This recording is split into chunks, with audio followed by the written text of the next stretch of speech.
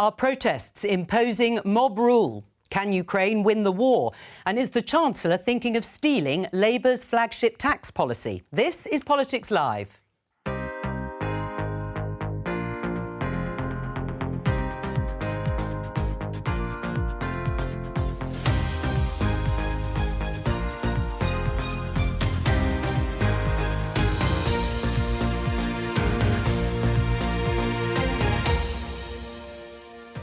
With me today, Conservative peer Ed Vaizey, Labour peer Jenny Chapman, former Conservative Special Advisor Salma Shah, and we hope to be joined shortly by social housing campaigner Kwejo Twenoboa.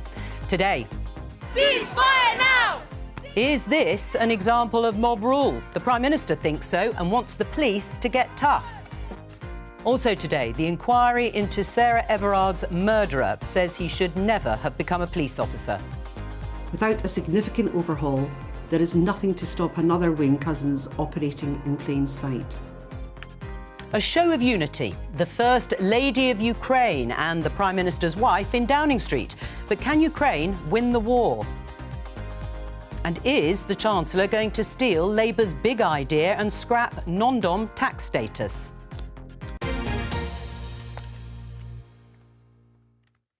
Let's start with the story you just heard there in the headlines. This is the BBC News coverage. Tories explore scrapping non-dom tax status, which refers to a UK resident whose permanent home is outside the UK. Now, the current regime allows foreign domiciled nationals resident in Britain to earn money from capital abroad without paying UK tax on it for up to 15 years. It is, as we have said, a key or flagship Labour policy. Is it a good policy, Ed?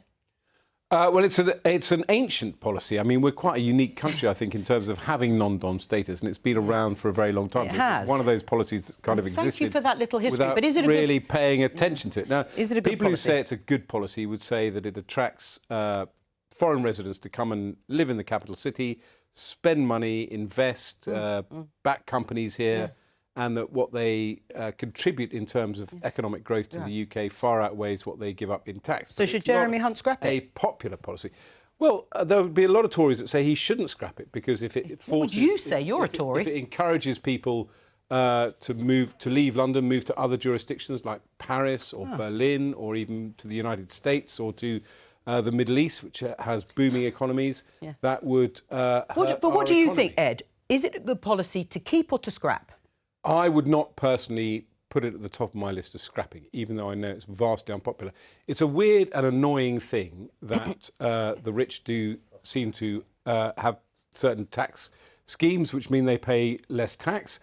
Let me give you an example of a tax that I would like to see reintroduced, scrapped, is the tourist tax. So it used to be the case that if you came here and bought an expensive item, you could reclaim the VAT. Now, that looks like a tax break for the rich, but actually we have a fantastic luxury goods market in the UK. Right. A lot of luxury goods retailers have been hit very badly in the UK, and that includes small manufacturers in places like Scotland. It was only supposed to be an opening. It was only supposed to be an opening thought, Ed. But anyway, and actually, I've sort of warn you off ever asking me to start a discussion again. Noted. Jenny, it looks as if the Chancellor at least is considering stealing your flagship policy. You must be delighted. Well, I'm not surprised. The Tories have run out of ideas, haven't they? This is what you do when you're at the fag end of a government and you've run out of steam. And this is why people more and more are saying we should be having a general election.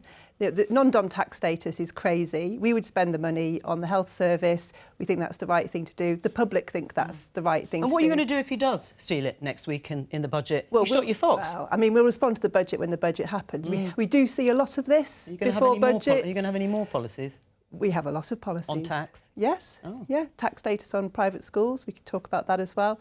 But this one, this has been something that I think Ed Balls first raised in 2013. It's been around a long time.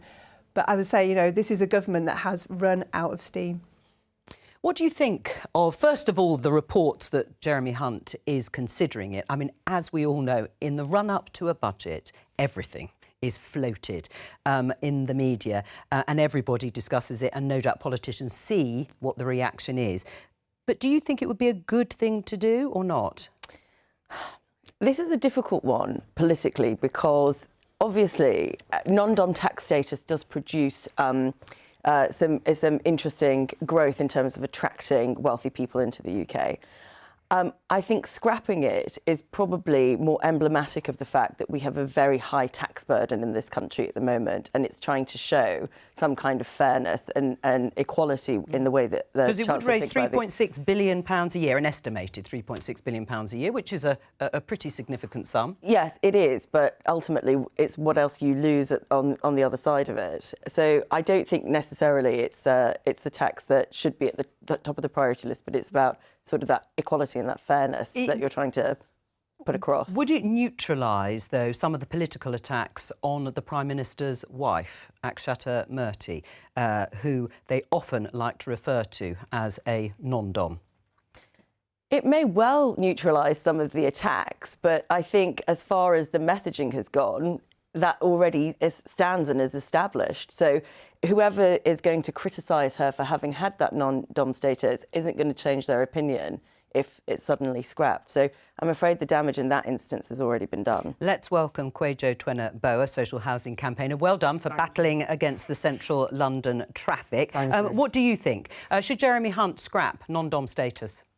Well, I think so. I mean, like you mentioned, it could raise money that I believe should be reinvested back into our failing public sector area at the moment. I think taxation should be fair in this country. And obviously we have people like, for example, Joe Bloggs, who works in a supermarket, who is worrying about the amount of tax that they have to pay. But for super and ultra rich people, they have loopholes, which, yes, is legal. But does that mean it's fair? Does it mean it's moral? And we know already about Rishi Sunak's wife. And if that was the case, why did she why didn't she continue not paying that tax and keep that title, her non-dom status? Let's move on. Let's just show you this headline, first of all, in the Daily Mail. It's the Prime Minister telling the police chiefs that it's time to end mob rule. And I think we actually have another headline. There's the Daily Mail headline. First of all, amid threats to MPs, Rishi says we must protect our democracy. And the next headline is in The Times, which says, save Britain from mob rule, Sunak tells police. Now, these headlines refer to the Prime Minister's comments yesterday to police chiefs, saying that there is a growing consensus that mob rule is replacing democratic rule. He wants more robust police responses that he says are needed to protect politicians and democratic processes. Ed, why has the Prime Minister, Rishi Sunak, allowed mob rule to take over our democracy when he's been in charge? Well, I don't think he has allowed mob rule to take over democracy. He says time to end mob rule. The way people express their opinion and demonstrate is getting out of hand. And I was talking about it this morning, and I think part of it is to do, I think, weirdly with kind of social media and this kind of direct relationship where you can abuse politicians in the most vile way on social media. And you've now got people, gluing themselves to the streets. You've got people demonstrating outside MPs' homes, which is really, in my view, completely unacceptable. It doesn't advance your cause. But do you think Britain is being taken over by mob rule? Righteous people going on the radio saying, we've got to get our message across about climate change. Well, everyone knows the message about climate change. You don't have to intimidate MPs on that issue or indeed on the Gaza issue, serious though that is. So I do think Rishi Sunak is right to call out the police on this. I accept that the police have to make operational decisions when there's a demonstration, and sometimes it is better to allow a demonstration to go ahead in order to minimise any risk of escalation. I think it is getting out of hand. You can use mob rule to get a headline. I think it is getting out of hand, and I think it is right to encourage the police to take a tougher line. So do you agree with the language that's been used by Rishi Sunak? Because Labour MPs have spoken repeatedly about the real dangers and threats that they face, most recently amid heightened tensions over the war in Gaza, and the pressures that they have come under, for instance, last Wednesday during that debate, which led to, we can discuss on another time, Lindsay Hoyle breaking the rules because he felt that people were under so much pressure. So presumably, yes, you think we are now being taken by mob rule? No, I don't think that's helpful language at all. And I don't think the Prime Minister is saying mob rule in order to be helpful. I don't think James Cleverly yesterday saying, oh, you've made your point now, you can all go home, is helpful either. This is not a serious way to consider what is happening, because you're absolutely right, Joe. There are concerns about safety among MPs, and what is needed is a very careful, considered, case-by-case, risk-based response to that. And that, to be fair, is what we are starting to get now from the police. So you And don't that think is- there has been that in is these not on all- Palestinian protests? Not on all occasions, no, I don't, because I think allowing protests to happen outside MPs' homes is wrong. That's never going to be something that we should support. But let's just, let's not get carried away here. It is absolutely right that in our country, people should have the right to protest. And the vast majority of people who are out protesting, whether that's people protesting about Israel Gaza in London or the farmers in Wales, is that mob rule? I don't think so. And I just think we need to Well, be the very... farmers sang a I think song we at just, the Senate. I mean, they they did, would, and it was wonderful. But demonstrate they were outside making... MPs' homes. They But were are they making their abusing? point. But are they abusing people and hurling abuse No. at MPs to make them change And the way the they majority of people protesting outside Parliament are not either. There's a minority, they should be dealt with, and I support the police when they do that. Mob rule, was that a helpful term? No, I don't think mob rule is helpful because you have to explain it so much more in order to get to that into that statement. I think the issue is that we've conflated certain things. What is legitimate protest and what is intimidation? And I think that there is a very serious point around intimidation of public figures, whether it be elected representatives or others. And I think there is a risk that that does lead to poor outcomes as a result of fear, as opposed to what you are democratically elected to do. So in that instance, it's correct. But conflating it with general protest, I think, is a slippery slope. Do we need more robust policing, tougher policing, then, to deal with the sorts of demonstrations we've seen outside MPs' homes, for example? Well, I think there has to be protection over or for MPs. There's a clear risk to them at the moment, especially with the high tensions amongst the subjects that we are protesting on. I think that term, mob, is extremely inflammatory, and what the government risks doing is painting all protesters with the same sort of brush. I have to agree, I think the majority of people out there are actually protesting for good reason and in good faith, and they aren't a mob. Yes, they're trying to get the attention of government, but there is that risk that we have to acknowledge towards MPs. But the government's use of inflammatory terms in the last few weeks has just been completely outrageous, and they know the influence their words carry as politicians, yet they are not careful with it and are going to risk, I think, causing huge divisions amongst the British public. Ed? No, I don't think they are at all. And I think I don't think what James Cleverly said, for example, it's the classic James Cleverly language, which is, you've made your point. Stop, these endless demonstrations, which are very intimidating. And by the way, I'll dish it out to both sides. There's this Remainer bloke with these huge speakers at the end of Whitehall who screams about Britain staying in the EU. I'm a Remainer. All day, every day. The people working at the Parliamentary Bookshop literally can't work. The noise is But so are you saying loud. he shouldn't be allowed to do it? No, he should not. Why is he just allowed to park himself there and ruin everybody's day? It's unbelievable what we let people get away with. I totally accept the right to demonstrate, the right to make your point, but people are, to coin a phrase, taking the mick. Right. Well, where do you draw the line? I And draw how the do you draw the line? line Yes, all right. So protests Steve- that are hijacked by people with extremist views who use extremist tactics. I draw the line Like at the pro-Palestinian intimidation. protesters? The vast majority of people demonstrating are peaceful. They have a point to make, but they are at risk of having their demonstrations hijacked. I draw the line at demonstrating outside at MPs' houses. Well, let's just show you an example of I draw the line that. at physical threats and intimidation. Right. Well, let's just show you an example of that, because people were protesting outside the home of Conservative MP Tobias Ellwood. Should there be a ban? Yes. There should be. And you're both in agreement on that. Do you agree with that, Kwejo? Do I think that there should be a ban of protests? A ban of any protest outside MPs' homes? I think for the safety of MPs, perhaps, if it's fair enough, if it's in the area, but not necessarily directly outside And their their homes. families. Yeah, and their families, because there is risk, and we've seen in the past what has happened to, or tragically happened to MPs, and that has to be acknowledged. Should we stop people protesting, having a voice? Are we to expect silent protests? Absolutely not. Right. I think people have a Of right course to they use their do. voice. Of course But they do, nobody's asking for silent protest. There is a distinction between intimidation and protest. And also- and that's where we have to draw the line. Yeah, we do have to draw the line. You normalise this stuff. I mean, if you decide you want the licence fee abolished, are you then allowed to go and demonstrate outside a BBC presenter's house because it's normal? Because people do it outside MPs' houses. I mean, you normalise this. It's ridiculous. Right, but who's judging this? I mean, has there been a failure of the police to make the right judgments? Because they could have cleared protesters away. The laws are there outside MPs' homes.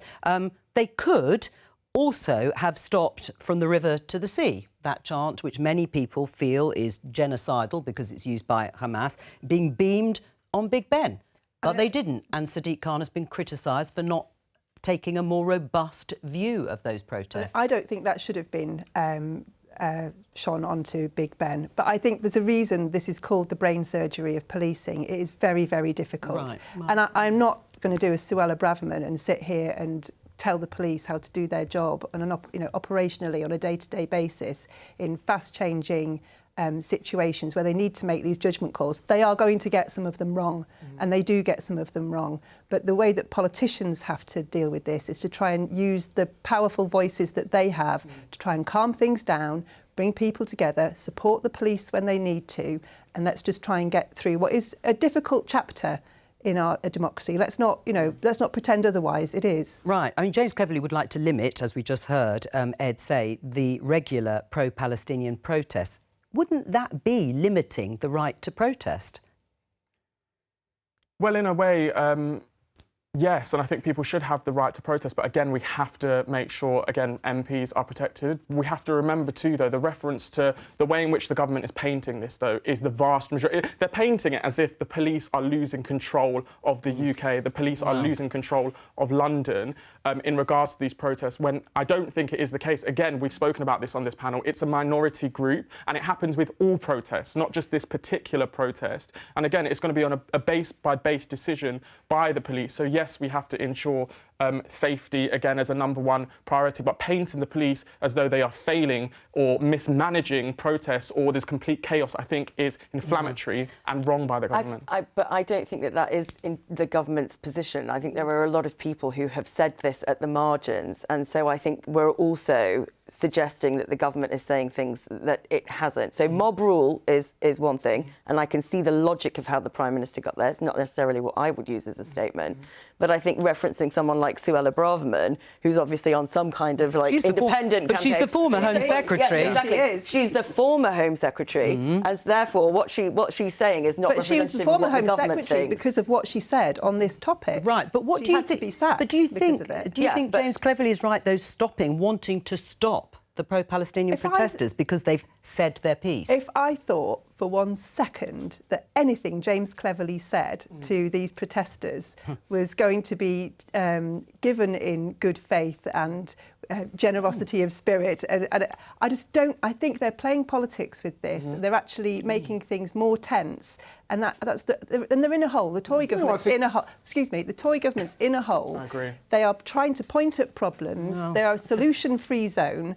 And we deserve better from our government than this. I think we're allowed. I think Tory politicians, particularly the Home Secretary, are allowed to comment on the nature of these demonstrations and the number of them. They cost the taxpayer an absolute fortune. But of course, he's not to interfere into operational matters, is he? They cost the taxpayer an absolute fortune to police, and there seems to be one every other day. And it's not going to change the situation in Gaza. You know, you've got David Cameron, the Foreign Secretary, is in the Middle East all the time. The Americans are in the Middle East all the time. That's where the action is going to happen. People have made their point. Let's talk about something else that has happened this morning. A report into the murder of Sarah Everard was published. It's been nearly 3 years since she was abducted, raped and murdered by a serving Metropolitan Police officer, Wayne Couzens. This report is the first phase of the Home Office commissioned inquiry. The second phase will look at police culture. Let's hear part of what the chair of the inquiry had to say. Crucially, the report shows how police recruitment and vetting failed to spot red flags about Couzens' unsuitability. Red flags were repeatedly ignored, meaning he was granted the privilege of serving in 3 separate police forces, including as an authorised firearms officer, even after Couzens' arrest and a review of his vetting clearance. The Metropolitan Police Service told the inquiry in 2022 that they would still have recruited him if provided with the same information. I found this astonishing. Policing leaders need to radically transform their approach to police culture if future offenders like Couzens are to be denied opportunities to abuse police powers for sexual purpose. It is time certain types of behaviour, from the unacceptable to the criminal, and low standards are simply not tolerated in policing. Ed, you may remember you were on Politics Live in September 2021 on the day that Wayne Couzens was given a whole life sentence for murdering Sarah Everard. And we discussed then how can women ever trust the police after what happened? 2.5 years on, do you think women can trust the police? Well, I mean, it's a case that's beyond our comprehension. It's just so unbelievably horrific. And the trouble is that after this case, there have been other examples of police officers being convicted of rape and sexual abuse. And, you know, I'm always loath to criticise the police because they do a dangerous and very difficult job, although we've just been talking about how they respond to demonstrations. And I think that this report and its author looks balanced and sober, and it is a real wake-up call to the police. You've got you're recruiting people, as I say, to do a very difficult job. You've got to be robust about your vetting, and we've got to move on beyond. And we have, I think, are beginning to move on beyond this thing where, for example, banter. Banter was acceptable. It's not banter. It's a symptom of a malaise, and you need to root it out with the police. And you can't be defensive about it. You've got to lean into it, and you've got to be part of the solution. Jenny? I mean, this is just, it brings it all back, doesn't it? And our thoughts, I know all of us are with Sarah's parents, her friends and her family, but also with those serving police officers who do a great job day in, day out, a very difficult job, as we've just been discussing, and who are tarnished by all of this. But it is frustrating when there are some things that have come up today from the chair of the inquiry that Labour has been calling for some time that still haven't been implemented, like the national vetting standards. They're still not there, and they should be there, and they would help. They're not the only answer that we need, but they would help. And also this issue about if somebody has allegations made against them in the police, they're not suspended until they're charged. How can that be right? That's not what happens in medicine. That's not what happens in teaching. Why should policing, where you have such that trust placed in you, why should that be treated differently? I mean, you advised a former Home Secretary. What do you say to Jenny's points that some of these really quite fundamental policies are still not in place? Well, I'd like to understand how they are supposed to be implemented. I can't speak to the detail of that, but I would like to understand this, because operational independence from government and the accountability chain, whilst you can implement the policy, there will be conversations happening internally. So I'd actually like to hear from the police chiefs to say, what has been the barrier or what's been the blocker in being able to implement some of the stuff in the vetting standards? Because I don't think that one conversation that's happening within the Home Office is enough to understand the entire ecosystem of how all 46, 47 police authorities in the country actually work. Well, there will be good practice and there is bad practice that's been happening. The recommendations today include national vetting standards. This is something, it's not a new idea, it's something we've been calling for some time. Why should it be different in Northumbria Police to Yorkshire Police? It shouldn't be. There should be a standard that everybody is subject to serve in our police force. Absolutely, surely. and I agree with the principle of having a national vetting standard. I think the question that I'm trying to ask is, we can set a policy. I want to know how you implement it to deliver it and make it actually viable. And that's always a problem with government policy, and it's the one thing that Whitehall has been very difficult about for a long time. We manage it in other professions, don't we? This is not something that should be beyond the wit of our chief constables to work out how to So I'd like to hear from chief constables as to how they're going to implement that. But I think sometimes it takes the political leadership from the centre that says, we expect you to do this. I wanted to say, though, this is more than just vetting, though. It's a complete failure of the police's complaint system. I actually know a journalist who has looked in for years police misconduct against women and girls, including sexual assault. And of all the complaints that were made by these women, not a single one was upheld. And it's almost as if, who polices the police? Because we would expect it would be the IOPC, right? But when these women are making complaints to them, they're sent back to the Professional Standards Department, and that's the police force's own investigations department. So essentially, they are investigating themselves. It's like me making a complaint to Ofcom about the BBC, and then Ofcom sending that back to the BBC to investigate. It's completely flawed, and until that is overhauled, we can continue seeing, we may continue seeing situations like this happening. Hopefully not, but it's not being stopped. And the point is, every time something like this happens, and thankfully these things are rare, but it's what we always say, this is a watershed. Things must change. Attitudes to indecent exposure have to change. Have they changed? I don't believe they have sufficiently. You'll see later on today, Jess Phillips, the MP for Birmingham Yardley, will stand up in the House of Commons and she will read out the names of women murdered by their partners over the last 12 months, because attitudes have not changed. And actually the response of the police still, too often, has not been sufficient to protect those women. So there is a lot that needs to be done. This report contains some very, very sensible, implementable, quickly recommendations, and I would very much welcome the Home Secretary coming forward with a plan of how he intends to put these recommendations no doubt the into Home practice. Secretary will make a statement at some point. He's making a statement this morning, but in terms of Salman's point, it would help if we had a Home Secretary that lasted more than 12 months. Well, so, hopefully we can have somebody who's in position. Well, let's talk about Sorry, finish your point. Well, let's talk, I was going to say, let's move on and talk about a different department, in fact, and a different area, which is renting reforms. This BBC News headline, ministers discuss watering down no-fault eviction proposals. This is a story that the BBC has been covering because they've seen a series of draft government amendments to a forthcoming bill which aims to ban landlords from evicting tenants without a reason. What do you make of this, Kwejo?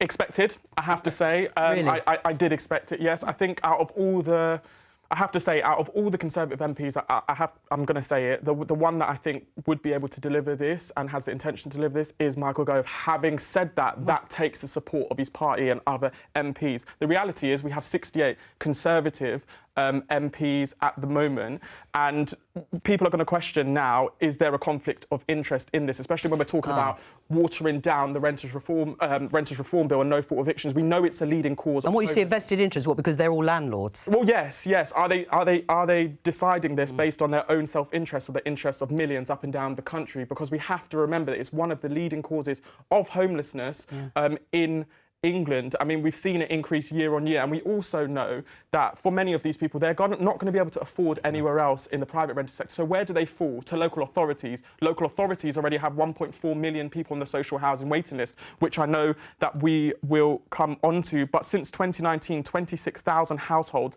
have been removed using Section 21. And you mentioned Michael Gove. I mean, it was a pledge and a commitment, Ed. At the moment, landlords are able to evict tenants without giving a reason, leading to what we call no-fault evictions. And the reforms were meant to mean the evictions could only happen in certain circumstances, including when they wish to sell the property or when they or a close family member want to move in after 6 months. Are vested interests in the Conservative Party forcing the government to water down these proposals? Well, I don't know if they're vested interests or not. I mean, if there are 68 Conservative MPs who have homes that they rent out, maybe they are vested interests. But I don't think that should be a distraction from the fundamental argument here. And what I don't understand, and I'd be interested to hear Kwejo's views on this, is that it seems to me if you want to increase the supply of rented accommodation, you want to make it as easy as possible for people to rent out their accommodation and to be sure that they can get it back. And for every story that you tell about a family being unjustly evicted, there are plenty of stories of landlords who cannot get people to leave their properties, who won't pay their rent for whatever reason, and use the courts and legal means to stay in a property that is owned by the landlord. And it seems to me that if you do own property and you want to rent it out, you want to be sure that you still have rights over that property. And I don't understand why no-fault eviction sounds sort of terrible, but it's about, saying thank you for renting my property. I now want to have it back. And if you decide, well, I want to sell it or I want a family member, it adds bureaucracy. It will put more people off renting out properties that they have available, and it will surely push up rental costs and decrease supply. Well, I have to say, in regards to tenants, whether that be ASB and landlords worried about evicting them, actually within this legislation, or the conversation at least I had with government, they said they were going to try and make it easier for circumstances where it is proven that tenants have to be evicted, make it easier and shorten that time frame for those tenants to be evicted. But we have to remember that is a minority group. When we are talking about thousands of people receiving no-fault evictions in circumstances where they're complaining of living in disrepair and poor conditions, or their rents are being hiked, they can no longer afford it, and then they're having to turn to local authorities for help. It completely turns their lives upside down, and we're seeing that statistic only begin to grow. And I don't think, I have to say, and I have to make this point, that tenants should be just turfed out with no reasoning. Why should they? In many cases, they're paying the mortgages of landlords. And if that's the case, I think they deserve a lot more respect than they're getting and just being handed a Section 121 notice and evicting them whenever the landlord decides that that's the case. Ed?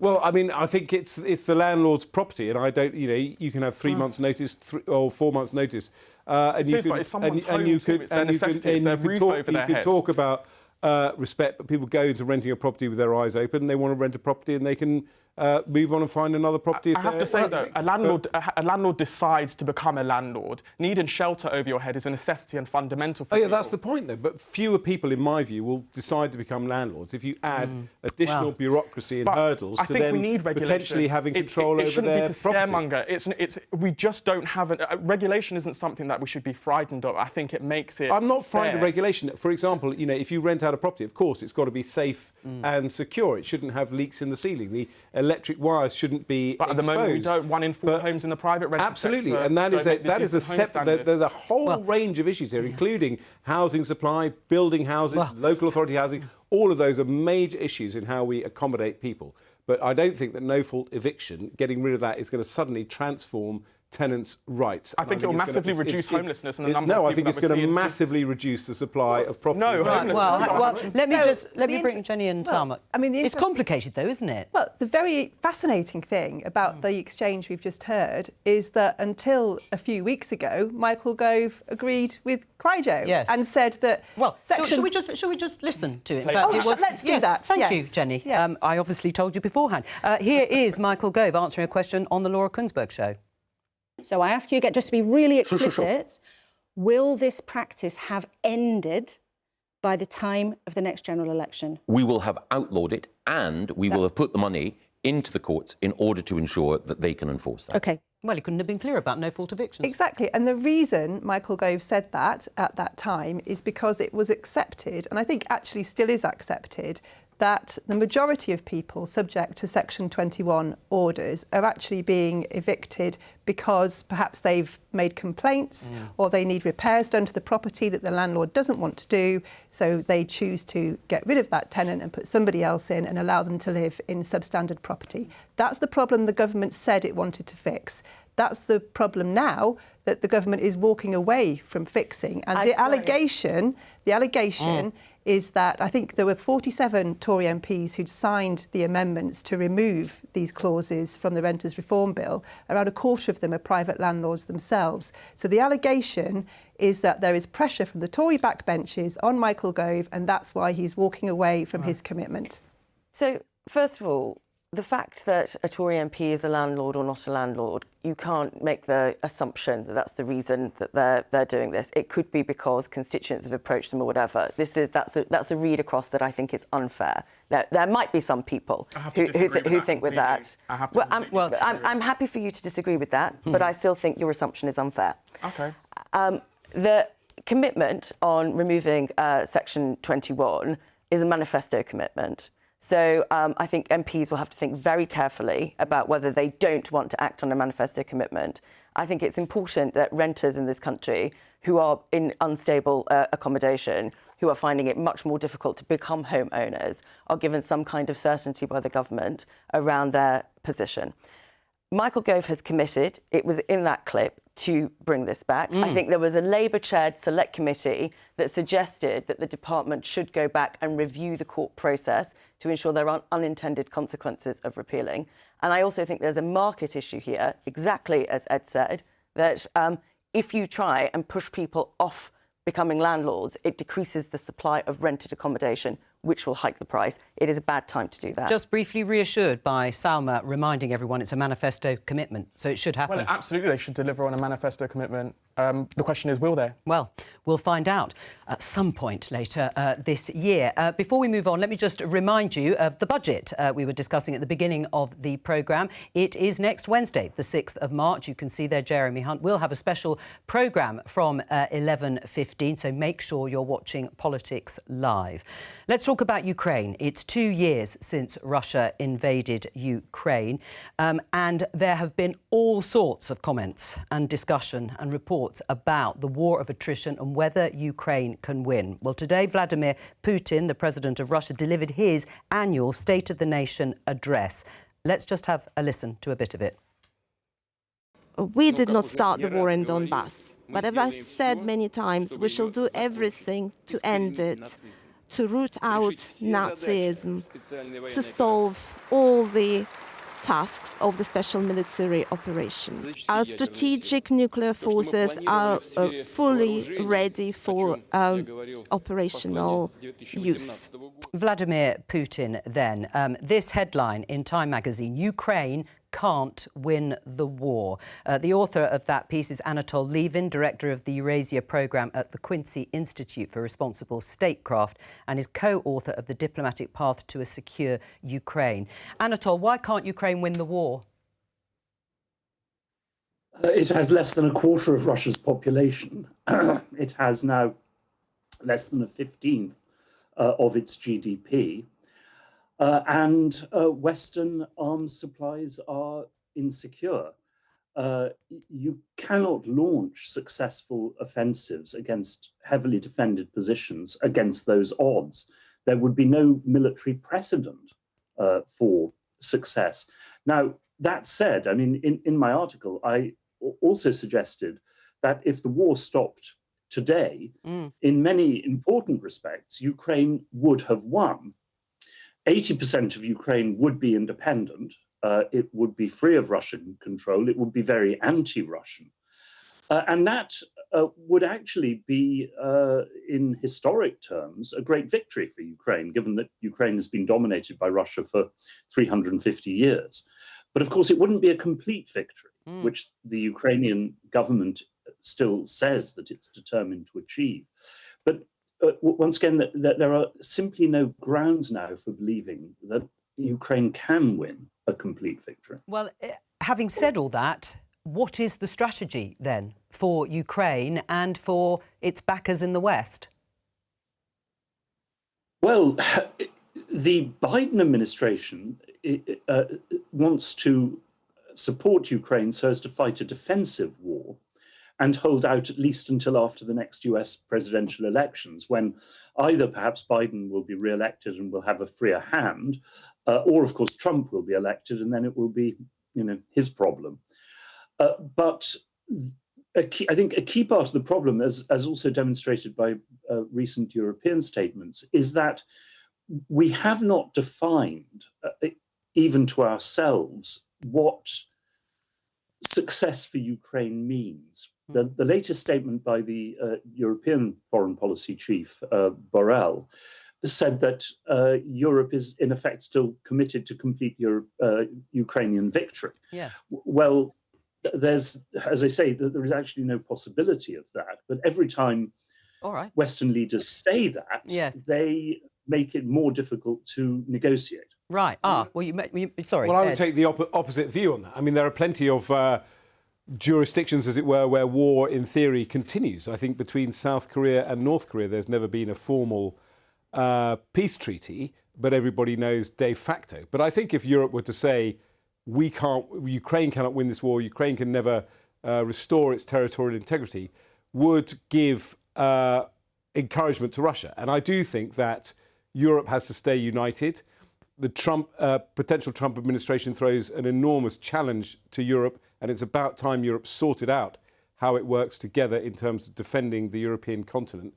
And I think one has to, although one knows perhaps there's an element of fiction here, one has to stay resolute in the fact that you're going to support Ukraine and continue to allow it to fight Russia, because Ukraine is fighting this war on behalf of Europe, and particularly on behalf of Eastern Europe. Anatol? Sorry, this mixes up a whole set of different issues. First of all, it's not that we should say we accept Russian terms. We shouldn't say anything on the subject. You're absolutely right, and I've said this myself several times. On the territorial issue, the only path is that of Cyprus, or you could say Korea, which is, as by the way Zelensky offered in the first month of the war, just to defer this issue for future negotiation, which would probably be indefinite, because Ukraine cannot possibly legally agree by treaty to give up this territory, nor should we ask that. So that issue has That's an important point. Deferred. But if you see there have been so many contradictory statements by Western leaders. On the other hand, the Biden administration, some Western European governments have said that our intention is to strengthen Ukraine at the eventual negotiating table, which does imply a compromise peace. But the problem is Ukraine now is not getting stronger. Ukraine is getting weaker. And that surely is an argument for attempting negotiations early. Right. Well, on rather that, than late. well, I mean, when could that ever happen on the basis of what you've said, Ed Vaizey, getting to the negotiating table in the war in Ukraine? Well, I think it would... these things can happen, and they can happen almost by osmosis, in the sense that, you know, we could find ourselves in a year's time with a negotiation having taken place and not quite sure how it came about. But when you see Putin's kind of State of the Nation report, you're dealing with a dictator and a lunatic, a man who freely talks about using nuclear weapons, who talks about him not starting the invasion, who talks about rooting out Nazism. I mean, the guy is insane. But it has to be the case that the key thing is to maintain, I know it sounds kind of glib and easy to say, but to maintain European resolve. So I think the Professor and I agree that there can be, as it were, a de facto stalemate. But at no point would I want to see a kind of unilateral concession to say, Russia, yes, you've won that 20% of Ukraine territory, it's yours. Anatol? I'm not advocating that, and negotiations are not concessions. This is an American idea, which I'm sorry to say has spread throughout the West, that simply by talking to someone, you are making a concession. Yeah. The only way to find out what Putin is actually aiming at on key issues is to talk to him. He has offered to talk. We offer nothing in advance. We explore possibilities. Now, as to Putin being mad and what he said about nuclear weapons, Russia's nuclear doctrine, as revealed in leaked documents to the Financial Times, is precisely the same as the West's, which is to say, if Russian territory is invaded or attacks on Russian nuclear submarines, we escalate to nuclear war. That's our doctrine. Right, Jenny. That's not mad. We don't bang on about it like Putin does. Or threaten it in the same way. I mean, Jenny, and just one brief thing on Emmanuel Macron. I'll show you the news headline here. NATO allies reject Emmanuel Macron's idea of troops to Ukraine. This is because the French president said earlier in the week we shouldn't exclude that there might be a need for security that then justifies some elements of deployment. Nothing should be excluded. What did you make of those remarks? I mean, that's not where we are right now. But what I will say, just reflecting on what we've just been hearing, is that really where this goes next and when this finishes and what victory looks like for Ukraine does depend on the Ukrainians. It's their decision, it's their country, it's their territorial integrity that's been at stake. And it's they who have been invaded and they who have lost their lives. So I think we can have a nice academic discussion about what we think victory might look like for one side or another. Actually, you know, it is up to the Ukrainians to decide when this ends.